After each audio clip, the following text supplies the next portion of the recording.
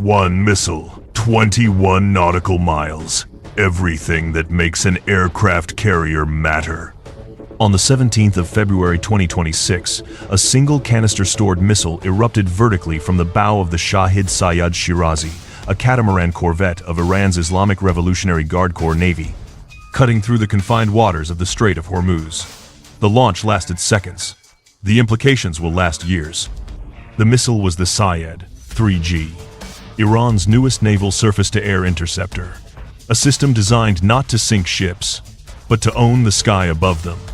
What the crew of the USS Abraham Lincoln, operating in the Arabian Sea less than 300 miles to the south, could not yet fully calculate was the architecture this single launch represented. Not a weapons test.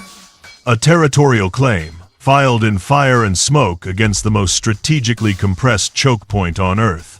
The Strait of Hormuz measures 21 nautical miles across at its narrowest point. Through that 21-mile gap, analysts estimate roughly 20% of all globally traded oil flows every day. The energy supply lines of Japan, South Korea, India, Germany, and dozens of other economies, whose governments had no vote in the decision made on that Iranian Corvette's forward deck. The geometry of that corridor is what makes it so dangerous. In the open ocean, a carrier strike group can maneuver, separate, create distance. In the Strait, there is no distance. Every asset compresses into the same narrow band of blue water, and the rules of engagement that were written for the open Pacific stop making the same kind of sense. The Shahid Sayyad Shirazi is the third commissioned vessel of the Shahid Soleimani-Class, hull designation FS-31303. The class itself represents a deliberate evolution in how the Islamic Revolutionary Guard Corps Navy thinks about surface warfare. These are not conventional warships built to slug it out with blue water navies. They are aluminum-hulled catamaran missile platforms, 65 to 67 meters in length, displacing roughly 600 tons, capable of 32 knots in a strait where the average supertanker barely manages 14. Their twin-hull catamaran configuration, drawn from the same design logic as China's Type 22 missile boat, reduces radar cross-section and provides the kind of seakeeping stability in confined coastal type waters that a traditional monohull corvette at speed simply cannot match. 4 of these ships now serve in the IRGC Navy. According to statements by Admiral Alireza Tangsiri, commander of the IRGC Navy, the force intends to commission 1 additional vessel of this class each year. The armament these corvettes carry is not subtle. 6 large vertical launch cells for surface-to-surface cruise missiles, including the Gator cruise missile with a stated range of 300 kilometers, sit behind the command bridge. Alongside those, 16 smaller cells are configured for surface-to-air missiles. Anti-ship missiles in box launchers bracket the superstructure port and starboard. A 30mm autocannon provides close-in fire. Below the aft helipad, a crane system deploys and recovers up to 3 fast attack boats, smaller, faster vessels that can disperse from the mothership and operate independently, whether armed with rockets, configured as decoys, or rigged as unmanned strike platforms. The Corvette is not a ship in the traditional sense. It is a mobile missile magazine with legs, a command node capable of coordinating a larger swarm while contributing its own fires to it. What the Sayyad 3G brings to this platform is a capability Iranian corvettes never previously possessed in operational form. A ship-based surface-to-air missile with a declared engagement range of 150 kilometers. For context, the width of the Strait of Hormuz at its narrowest is 39 kilometers. A 150-kilometer defensive bubble thrown from a single ship does not just protect that ship. In the Strait's confined geometry, it potentially covers every military and commercial vessel inside the waterway simultaneously and extends coverage well into the Gulf of Oman on either end. The Sayyad 3G is the maritime adaptation of Iran's land-based Sayyad 3 air defense system, itself first tested on the 28th of December 2016. The land variant carries a length of approximately 6 meters and a weight of roughly 900 kilograms, with a reported range of 120 kilometers. The Naval Sayyad 3G is a heavier system. Iranian state media and independent assessments place its weight at approximately 2,000 kilograms, incorporating solid fuel propulsion. A vertical launch canister, and an active radar seeker believed to operate in the X-band frequency range, optimized for detecting aerial targets against complex sea and land clutter. Iranian officials described the system as capable of independent tracking and engagement using the launching vessel's own radar, while also integrating into a broader command and control network that allows the sensor and the shooter to be physically separated.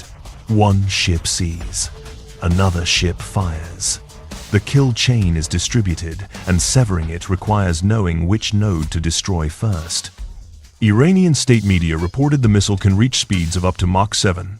That figure comes from a source with an obvious interest in maximum deterrent effect and should be treated with appropriate skepticism. Independent defense analysts assessing the Sayyad 3G's performance characteristics against its known solid fuel propulsion and airframe have not independently confirmed figures at that range.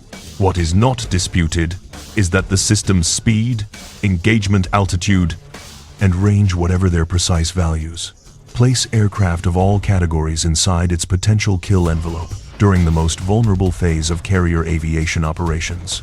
That phase is launch. NFA-18F. Super Hornet staged on a carrier catapult is, for a specific window measured in minutes, committed. Fuel loaded. Ordnance loaded. Departure heading locked by deck configuration. The aircraft cannot reverse off the catapult, cannot shed its fuel state, cannot instantly acquire the altitude and airspeed margin it needs to maneuver against a high-speed inbound threat. The window between the catapult stroke and the point where a Super Hornet becomes a genuinely maneuverable fighting aircraft is somewhere between 90 seconds and several minutes depending on weather, sea state, and load configuration. That window is not a secret.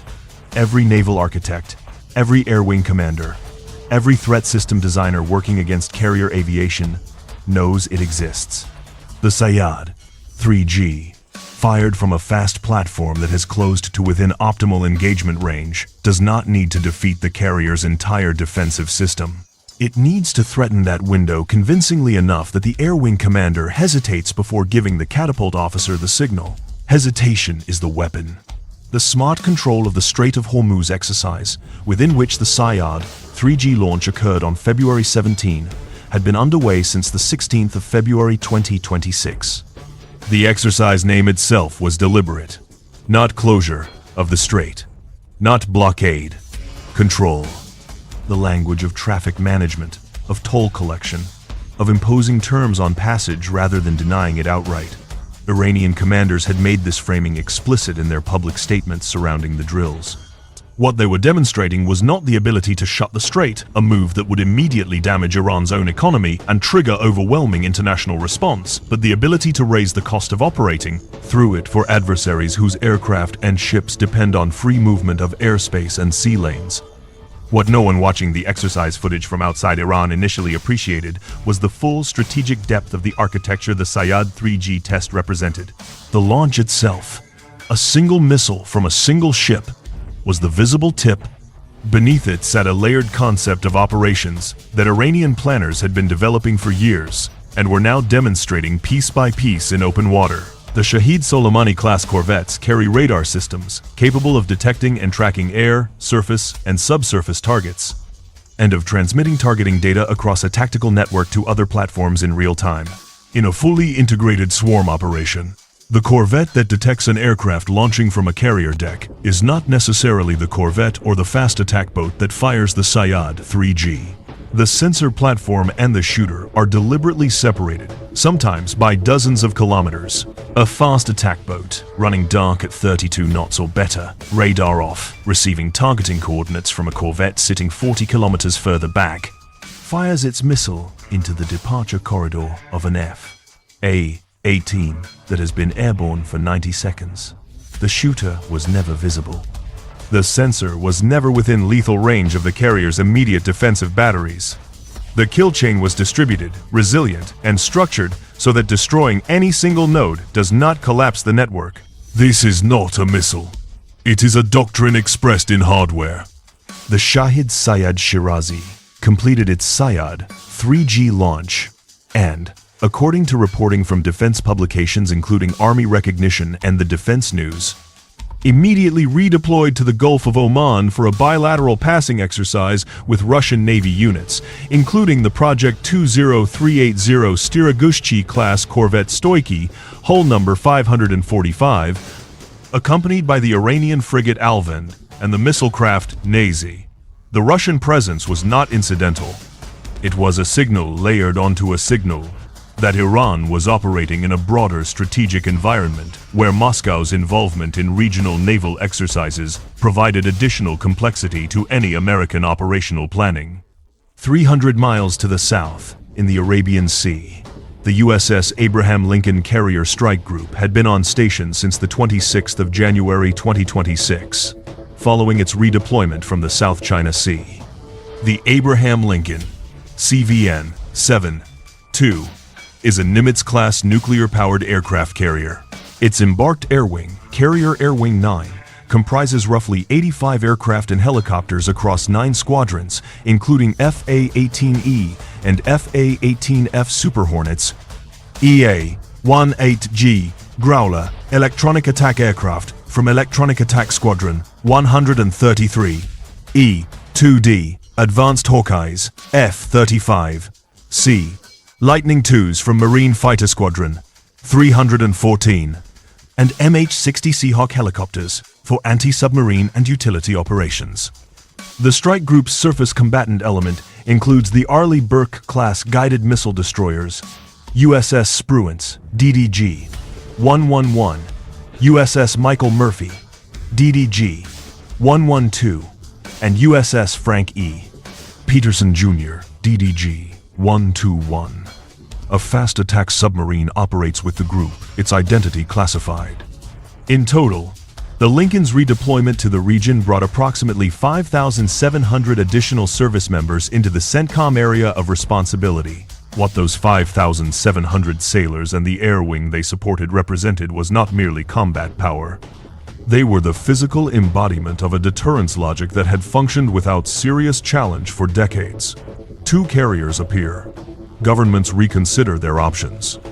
The calculation has worked because the carrier's fundamental operational assumption has remained intact, that the airspace above and around them belongs to American aviation from the moment American aircraft enter it. The Sayyad 3G test in the Strait of Hormuz was a direct challenge to that assumption, a documented, filmed, publicly released challenge, fired from a ship that the IRGC intends to multiply. Mounted in a system that Iranian commanders have stated they intend to integrate onto progressively smaller and faster platforms, including the class of fast attack boats that the Shahid Sayyad Shirazi itself can carry and deploy from its aft crane. The defensive response architecture available to the Abraham Lincoln Strike Group against this threat is substantial, and it is worth understanding in detail rather than dismissing. The EA-18G Growler is specifically engineered for exactly this problem. The Growler carries the AN/ALQ-218 wideband receiver and the AN/ALQ-99 tactical jamming system in pods, designed to detect, locate, and suppress radar emissions from precisely the kind of networked naval air defense system the IRGC is building. Against a Sayyad 3G kill chain that depends on the launching platform's fire control radar maintaining track of the departing aircraft, a Growler operating at standoff range can degrade that radar picture severely enough to disrupt the guidance chain entirely.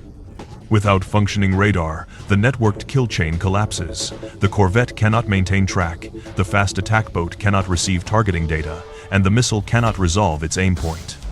But the Growler must launch first. It must be airborne before Iranian targeting radars activate and begin queuing on carrier flight deck activity. That creates a sequencing race that demands extraordinary operational discipline and timing, and places the burden of first-move precision entirely on the American side. The Arleigh Burke-class destroyers in the strike group screen carry the SM-6 Standard missile in its current configuration, providing the hard-kill intercept layer against Sayyad 3G rounds that survive Growler suppression and achieve launch. The SM-6, fired in its surface-to-air mode, is designed for precisely this engagement profile. A high-speed inbound at medium to high altitude from a known engagement sector. In the confined geometry of the Strait, with limited maneuvering room for the inbound missile, the intercept geometry is actually more predictable than in open ocean, which cuts in the defender's favor. Below the surface, the fast attack submarine operating with the strike group holds the Iranian equation's most uncomfortable variable. The IRGC Navy has no credible capability to locate, track, or suppress a Los Angeles-class or Virginia-class submarine operating in the deep water approaches to the Strait. The submarine's Tomahawk cruise missiles, capable of striking targets deep inside Iranian territory within minutes of any escalation order, represent a threat that cannot be neutralized by any surface-based air defense system, including the Sayyad 3G, sever Iran's shore-based command and surveillance infrastructure with submarine-launched Tomahawks in the opening minutes of any exchange, and the distributed targeting network that feeds the Sayyad 3G's kill chain degrades from a coordinated weapons architecture into disconnected individual boats operating without shared situational awareness. The broader American force posture surrounding the Lincoln during the February 2026 exercises further complicates Iranian planning in ways the Sayyad 3G alone cannot address. 4 Rafale-equipped squadrons and Royal Air Force Typhoon aircraft deployed to Qatar, added to a combined air package that, together with the Abraham Lincoln Air Wing's approximately 85 aircraft, represented a density of standoff strike capability unprecedented in the region since the early stages of Operation Iraqi Freedom. B. 2 Spirit strategic bombers, which had previously struck Iranian nuclear facilities in June of the prior year, according to Stars and Stripes reporting, remained capable of delivering munitions against hardened targets from staging points outside the theater entirely, beyond any SAM system Iran could field at sea or on land. The USS Gerald R. Ford, its own Nimitz-class peer, completed its Strait of Gibraltar transit on the 20th of February 2026, 3 days after the Sayyad 3G launch, bringing Carrier Air Wing 8 4 additional FA-18 Super Hornet squadrons plus electronic attack, strike, and helicopter support into the operational calculus. Admiral Daryl Caudle, Chief of Naval Operations, had stated publicly that American capabilities overmatched Iranian threats significantly when all elements were considered together. What makes the current moment strategically significant is not that the Sayyad 3G has shifted the balance of military power in the Strait of Hormuz. It has not. The assessment of analysts, including Stephen Wills of the Center for Maritime Strategy at the Navy League of the United States, is that the balance of capabilities still strongly favors the United States and its partners when all assets, carrier aviation, electronic warfare, submarine strike, land-based air power, and partner nation forces are accounted for. The Iranian Navy, including the IRGC component, lacks the magazine depth, sensor fusion, and command and control integration to sustain a high-tempo engagement against a fully operational American carrier strike group over an extended period. Its fast attack boats are thin-skinned and carry finite ordnance. In a sustained exchange, they are destroyed faster than they can be replaced. The Shahid Soleimani-Class Corvettes themselves, 67 meters long with active radar emissions and canistered missile banks visible on their forward decks, are not stealthy targets once they begin emitting. They are priority aim points for every strike aircraft in an opposing air wing the moment hostilities are declared. Iran currently operates 4 of these ships. The Abraham Lincoln Group alone fields more combat aircraft than Iran's entire remaining operational air force after the strikes of the prior year, according to Stars and Stripes analysis. The strategic significance of the Sayyad 3G test operates in a different register entirely. On the 3rd of February 2026, before the Sayyad 3G launch, 6 IRGC Navy gunboats had attempted to stop and board a United States tanker, the Stena Imperative, in the Strait. The tanker ignored their demands and continued toward the Arabian Sea under escort from the destroyer USS McFall, DDG-74. Days later, an F-35C from the Abraham Lincoln's Air Wing shot down an Iranian Shahed unmanned aerial vehicle that had approached the carrier group. The Strait, which an American carrier commander might have transited at any prior point in the last 30 years with confidence that the airspace above was uncontested, was becoming something different. A space where the terms of access had to be negotiated in real time against adversaries whose capabilities required active suppression rather than passive deterrence. The Sayyad 3G launch on February 17 did not change the military balance. It changed the psychological calculus of the space. Every air wing commander planning sorties in proximity to the Strait now carries in the back of their planning process the knowledge that an IRGC Corvette carrying a 150-kilometer range naval SAM system may be operating somewhere in the littoral. Every departure corridor from a carrier deck in the Strait's approaches requires an active answer to the question of whether an adversarial sensor-shooter pair has achieved targeting quality track on the aircraft staged for launch. Before February 17, that question did not need to be answered the same way. The global economic dimension of this signaling is not secondary. Approximately 20% of globally traded oil transits the Strait of Hormuz. Japan, South Korea, and Germany maintain deep import dependencies through this corridor. Energy markets do not require a military exchange to begin pricing in risk premiums. They require only credible evidence that a military exchange is plausible, and that the costs of such an exchange would be borne, at least partially, by the shipping lanes themselves. The Sayyad 3G test, broadcast on Iranian state media with high-quality footage within hours of the launch, was designed to reach those markets as much as it was designed to reach American naval planners. The parallel most frequently noted by defense analysts is not lost on anyone in Beijing. China's anti-access and area denial architecture for the Taiwan Strait runs on logic that is structurally identical to what Iran demonstrated in February 2026. Distributed mobile surface-to-air and anti-ship missile coverage, designed to deny American carrier aviation the free airspace it has always assumed it possesses, imposed by platforms that are numerous, mobile, and expensive to fully suppress. The People's Liberation Army Navy operates dozens of Type 22 missile boats, the same design family that directly inspired the Shahid Soleimani-Class catamaran configuration, alongside a growing inventory of Type 056 and Type 54, of frigates carrying the HHQ-16 naval surface-to-air missile, itself designed for an engagement role broadly analogous to the Sayyad 3G in a confined maritime theater. The doctrinal parallels are not coincidental. Iran and China have maintained a sustained pattern of defense technology exchange and joint naval exercises in the years leading up to February 2026. The smart control of the Strait of Hormuz drill itself incorporated Russian naval participation, including the Project 20380 Corvette Stoiky. The trilateral signal Iranian capability demonstration, Russian presence, Chinese doctrinal mirroring composes a picture that American naval planners are paid to take seriously. How the United States Navy works through the Sayyad 3G problem in the Strait of Hormuz, tactically, operationally, and in terms of the force structure investments required to maintain credible freedom of action, generates data points that feed directly into Chinese military planning for a scenario that American strategic planners consider far more consequential than anything in the Persian Gulf. Every suppression tactic the Abraham Lincoln's Air Wing employs against IRGC Corvettes in the Gulf, every EA-18G Growler jamming run against an Iranian fire control radar, every SM-6 intercept geometry worked out in real time against a Sayyad 3G profile, all of it enters the institutional memory of both sides simultaneously. The Strait of Hormuz, in the most direct reading of what happened on the 17th of February 2026, is not merely a Persian Gulf problem. It is the current live laboratory for the most consequential question in naval strategy. Whether the era of carrier-centric power projection, built on the assumption of accessible airspace and navigable sea lanes, can sustain itself against a world of cheap, networked, distributed denial systems that do not need to win a battle to achieve their purpose.